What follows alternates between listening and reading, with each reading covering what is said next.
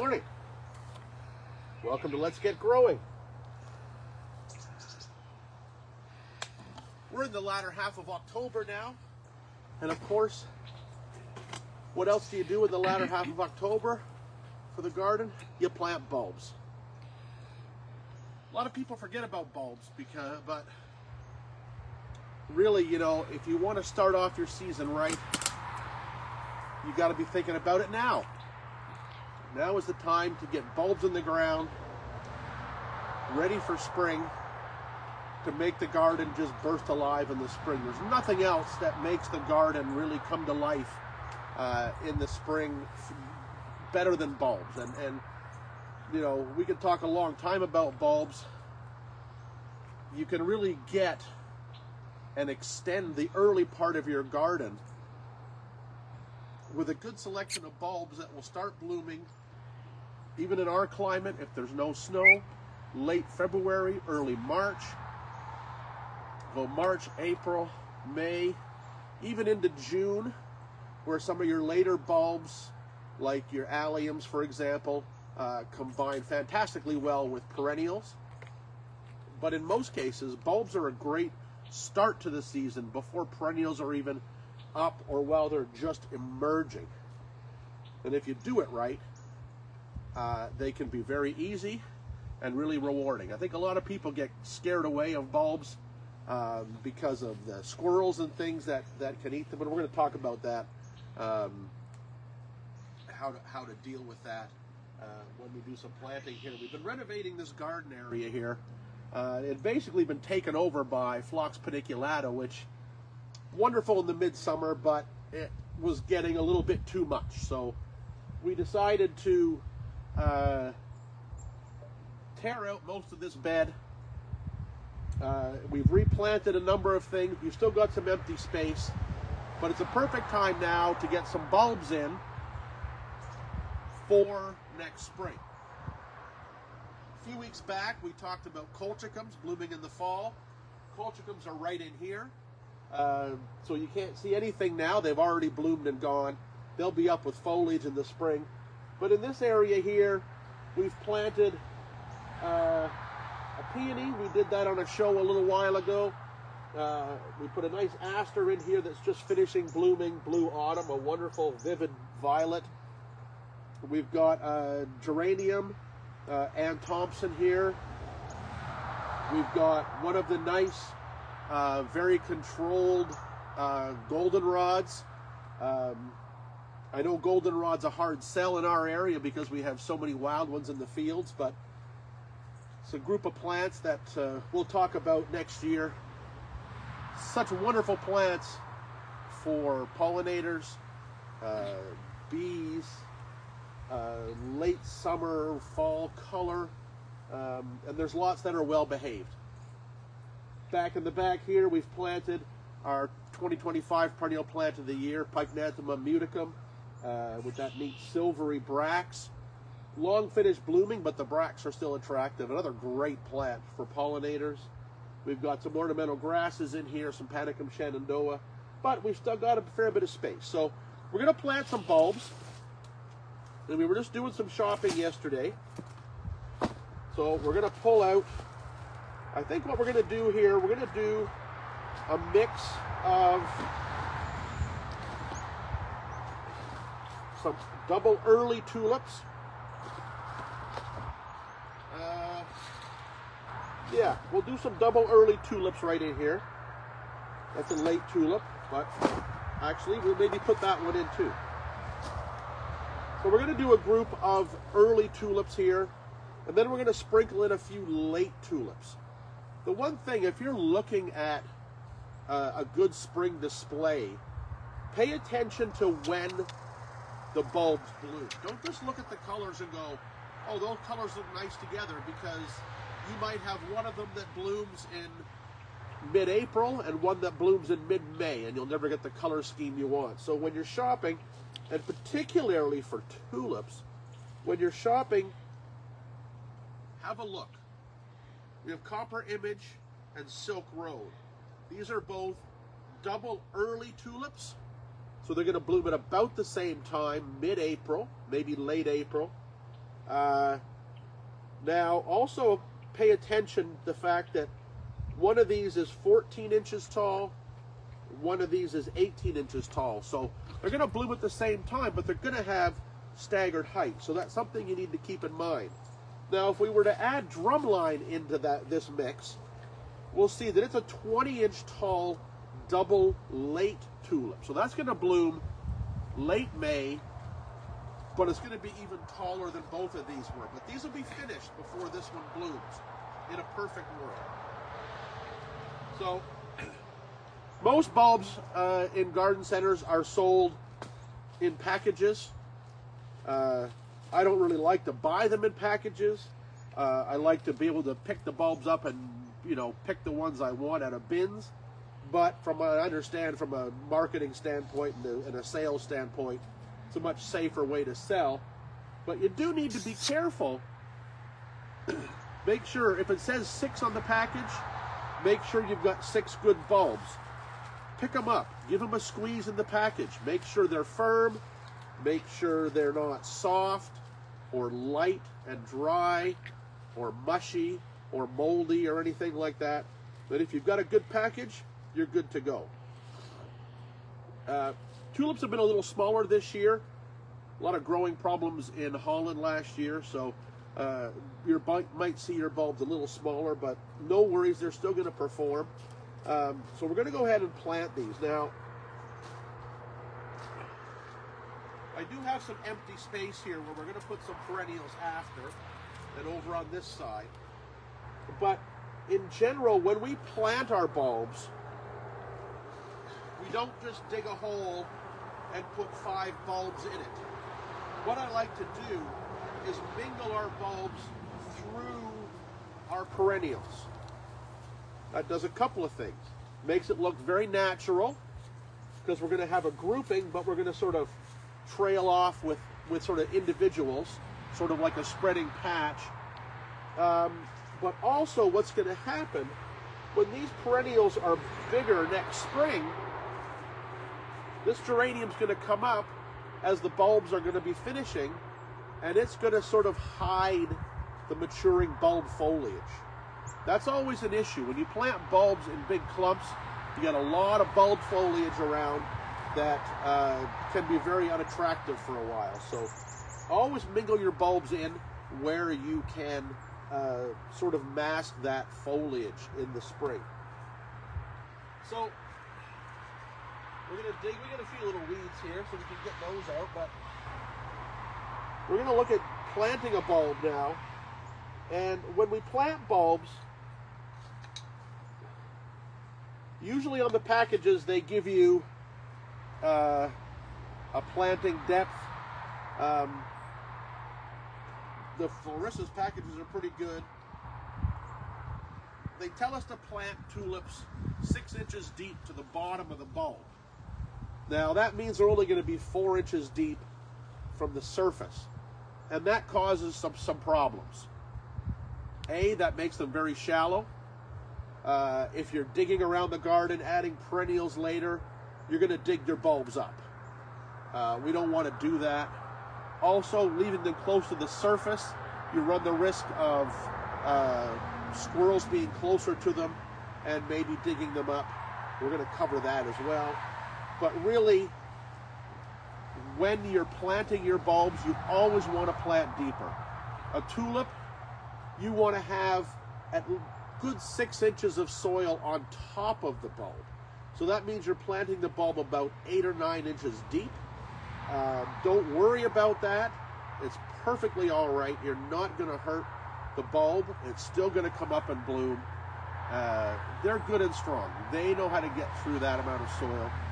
I guess the only time you might have an issue with that is if you're in really, really heavy clay and you can't dig that deep, or you're going to dig your bulbs up again in the spring. But we put our bulbs in. We have well-drained soil. When we plant our bulbs, they're permanent. We have patches of tulips and hyacinths that are 20 years old and more and still doing all right. So we just plant them and we leave them. We're not ever digging them back up again. you know, to replant or anything. So we're going to put our bulbs in. We're going to take them out of the package here.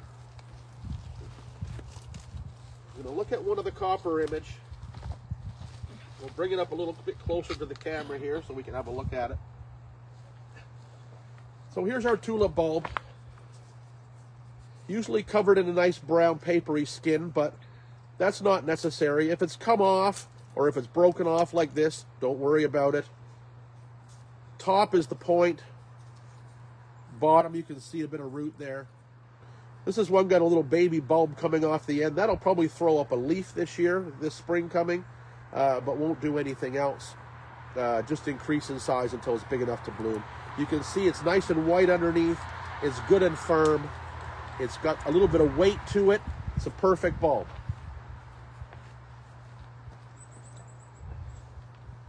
So we're going to plant. I got my Homey digger here. It's got a 1, 2, 3, 4, 5, 6, 7-inch blade. So if we get that hole as deep as our blade, then we're in pretty good shape. So I'm going to do one. Nice thing about these is they're pretty easy going. The Homey diggers are great. I can get down in there really well.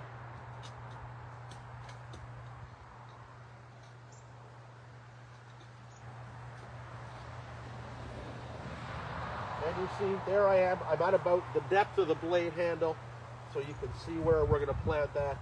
Then the tulip goes down in that hole. We backfill the soil. We firm it in well. This is a really important step.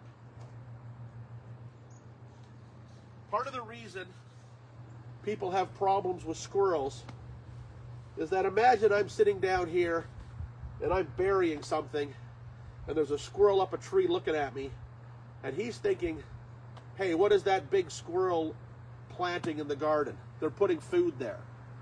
It's exactly what they're thinking. So they're going to come over later and they're going to go and they're going to sniff around. If they find some loose soil there, they're going to dig it up because it's easy and they're going to find your bulb. So you want to make sure that your bulbs are firmed in well. Like, look at, I firmed that in. You can't tell now from where I put that bulb from a space on the ground. There's no difference. After we plant them, we're going to water them in well. This is an important step because once we put the bulbs in the ground, they're going to start growing.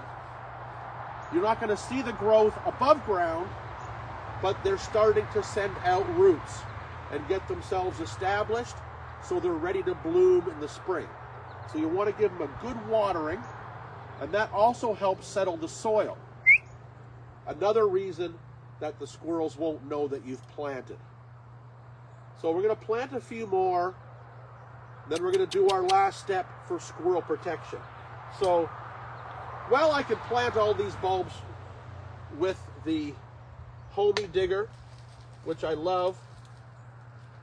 We're going to speed it up a little bit. And we're going to go with the drill that I just tangled up in the weeds. So we're going to get rid of all that mess. I just gave it a little kickstart to make sure I had power, and I wound up a whole bunch of geranium foliage around it. So here we go. We're going to take the bulb drill, and now we can just randomly plant. And when you use something like this, you can get really close to the perennials. Because remember, when the bulbs are blooming, the perennials are just going to be barely in the ground. So it's okay to have them underneath, you know, the bulbs underneath your perennials. So we're going to go. Here we go.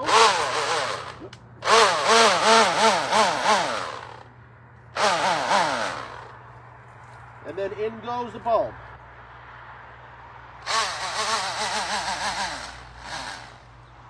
In goes the bulb.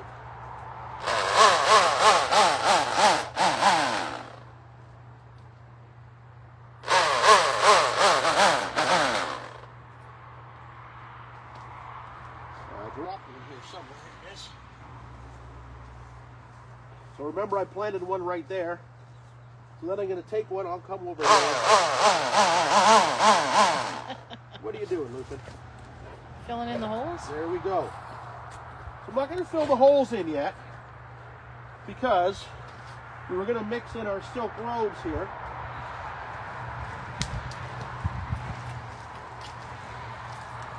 And we want them to sort of be mingling together as a group. So we need to know where we planted.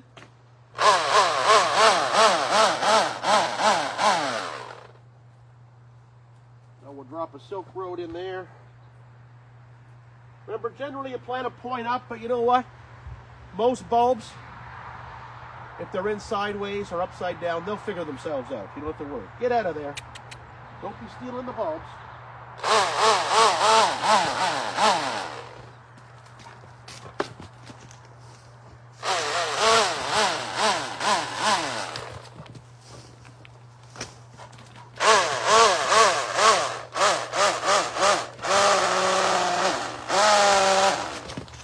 What are you doing?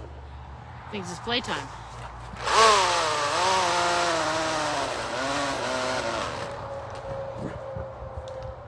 Hey, what are we doing? We're going to get one right in here, tight under the geranium.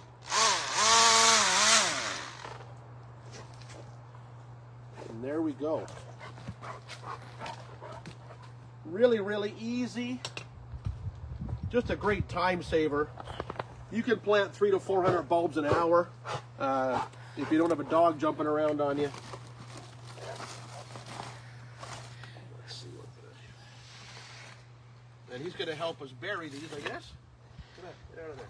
So what we're going to do now, we're going to backfill the holes. We're going to fill them all in.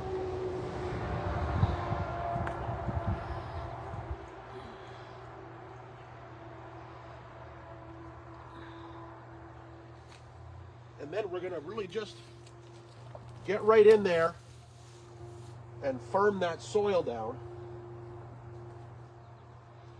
because we don't want any little critters to know that we just planted them. Tulips are tasty for squirrels, but squirrels are easy. I don't want to call them lazy, but if they dig in, if they can find food at the bottom of the bird feeder or something, they're not going to dig holes to find bulbs. So we firm that in really well. We're going to water it in, make sure it's good and moist and well watered. That will also help settle the soil. Then we do one more step.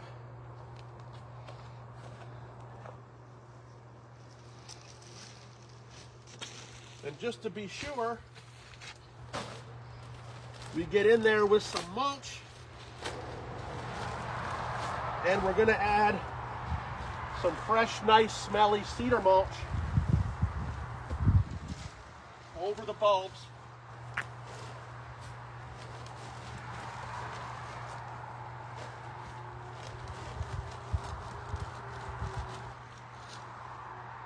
We do that.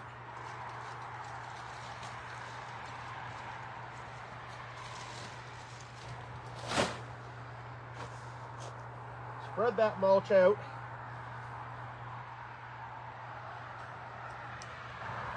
And then what's that mulch going to do? It's going to do a few things. Looks nice. Smells good.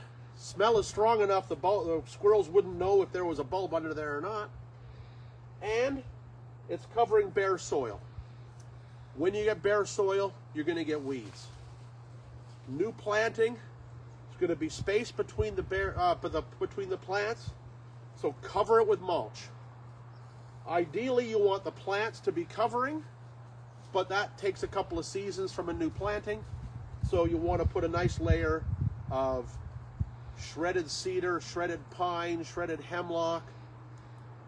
I love to have shredded mulches as opposed to big chips and chunks, because the mulch as well, it breaks down too. And these very fine bits break down and help build up your soil. The bigger bits mesh together and create a weed smothering layer there while your plants are filling in. So we just did 2 different double early tulips there. We could easily layer in some earlier bulbs. We could put some snowdrops and crocus in there, even in the same holes as the tulips were in if we needed to. We could put those tulips, crocus in there for early. We could have an early tulip. We put a late tulip. We put some alliums in there. You can have bulb color in this part of the garden for 8 weeks plus in the spring, before the perennials are even growing. So don't forget your bulbs. Get them planted now. It's a perfect time to do it. The next couple of weeks in our area, the weather looks great. So don't forget to get some bulbs in the ground, and you'll have a great spring. We got any questions today, Laura? Yes. So last week's video, you showed how you plant bulbs in pots to get ready for the spring. What do you do with the bulbs after blooming is finished next year? Do you plant them in the garden, or can you leave them in the pots for the next year? Well, when we do the bulbs in the pots, and if you go back to last week's video, you'll see how we do that. Usually what we do is when we plant up our summer pot planters, we take the pots of bulbs out, and we either just set them aside, let the foliage mature, and then deal with them in the fall, or we'll even just take them and plant them into the garden right away, let the foliage mature and finish, and then the bulbs will bloom next spring. We actually have plantings in the garden, again in our well-drained soil, from bulb plantings we did in our containers many, many years ago, and they're still doing fine in the garden. So you're not wasting those bulbs, you're just using them in a different way the second time. I don't know that I would try, I don't know that I'd rely on leaving the bulbs in the pots to do it again next year, because it could be kind of variable. You never know. I prefer to use fresh bulbs for my containers and then transfer them to the garden later. So you answered this question, but maybe to reiterate, Sophie says she just planted her garlic and found the soil to be quite dry. Do you water or just wait for the next rainfall? No, water, water, water. I didn't do that right here in this step because I had the hose beside me, but yes, water them in. If you're garlic, you want those to get growing. If you just throw them into dry soil, you know, they might just sit there. So make sure you're watering your bulbs in well, garlic included. And if you plant trees in that, do you want to water in the hole to get them going? If you're doing anything at this time of the year, and it is a fantastic time to plant trees and shrubs, we're still not done with perennial plantings. You can still put perennials in, mulch them well, so if they heave a little bit, they're still covered. But trees and shrubs, fantastic time to plant now till the ground freezes solid. Water them in, dig the hole, put water in the hole, let it soak in, plant, water them in again. Watering in doesn't only just benefit the roots, but it also settles the soil. Takes all the air pockets out of the soil and allows the plant to, get in connection with the soil. You don't want air pockets when you're planting because roots won't grow through that. So it's important to get the soil well compacted. And Michelle asks, when will you be sending out your trip information? Trip information, we've got our hotels confirmed. So trip information to our 2025 trips will be coming out within the next 2 weeks. And booking can start right away. We've got lots and lots of interest in our trips for next year. The Cornwall area is fantastic in June, and the Lake District and Yorkshire Dales in August should be 2 fantastic trips. Any other questions? No, that's it. All right, we'll wrap it up for today. Get to the garden center today. It's a beautiful day. We got lots of planting time still left. So get out there, get planting, and we'll see you next time on Let's Get Growing.